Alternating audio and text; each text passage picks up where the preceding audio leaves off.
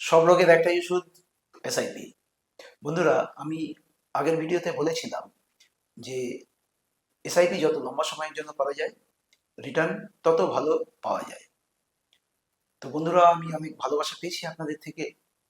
আপনারা অনেকে আমাকে বলেছেন, জিজ্ঞাসা করেছেন যে বিমল, এটা তো বুঝলাম যে মার্কেটে ইনভেস্ট করতে হবে, আহ, এবং এসআইপিতে ইনভেস্ট করব, লম্বা সময়ের জন্য করব, কিন্তু কিসে করব, লার্জ ক্যাপ, মিড ক্যাপ না স্মল ক্যাপ? তো বন্ধুরা, আমি আপনাদেরকে বলতে চাই যে লার্জ ক্যাপ, মিড ক্যাপ বা স্মল ক্যাপ আসলে কি হয়। সেবি তাদের মার্কেট ক্যাপিটালাইজেশন অনুযায়ী তিনটে ভাগে ভাগ করেছে কোম্পানিগুলোকে। একটা হচ্ছে লার্জ ক্যাপ, একটা মিড ক্যাপ, একটা স্মল ক্যাপ।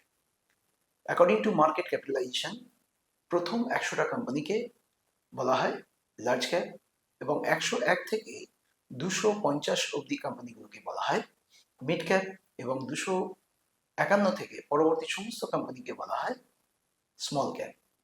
তাহলে বন্ধুরা, আপনি কোনো একটা ইনভেস্টমেন্ট করেছেন, যেটা সেই ফান্ড ম্যানেজার এই প্রথম 100টা কোম্পানিতে নিবেশ করেছে, তাহলে আপনার মিউচুয়াল ফান্ডের ইনভেস্টমেন্টটা হলো লার্জ ক্যাপ মিউচুয়াল ফান্ডে।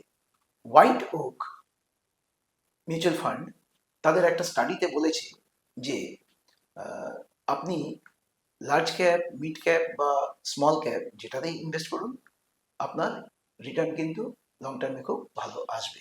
লার্জ ক্যাপের ক্ষেত্রে আপনার মার্কেটে ভোলাটিলিটিটা অনেক কম থাকে। আবার উল্টো দিকে দেখা গেছে যে মিড ক্যাপ বা স্মল ক্যাপে আপনার রিটার্নটা কিন্তু অনেক ভালো পাচ্ছেন।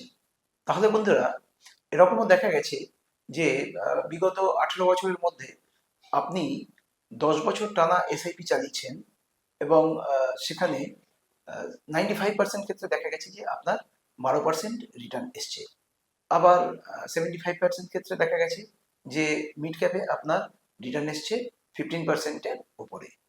তো এক্ষেত্রে একটা প্রশ্ন আপনাদেরকে করছি, সেটা হলো large cap versus mid cap versus small cap, এর মধ্যে আপনার সব থেকে আগে কোনটাকে রাখবেন? উত্তর হলো mid cap. Mutual fund investments are subject to market risk. Please read the offer document carefully before investing.